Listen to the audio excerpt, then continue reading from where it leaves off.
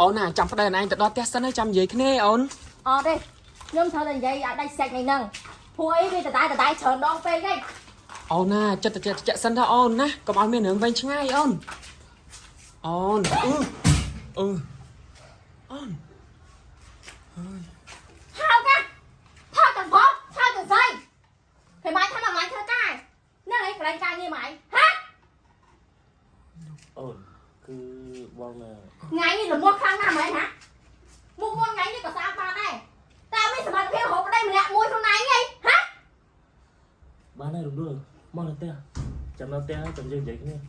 បាយនេះឈប់ហ៎នៅជាមួយមីស័យនោះបានក្តីសុខហ៎តែប្រយ័ត្នថ្ងៃណាមួយណាបាយគ្មានលុយឲ្យវាប្រយ័ត្នពីតុកក្បាលម៉ៃចោលគ្មានសំណោះហើយមីស័យអត់សាច់ ទៅហើយ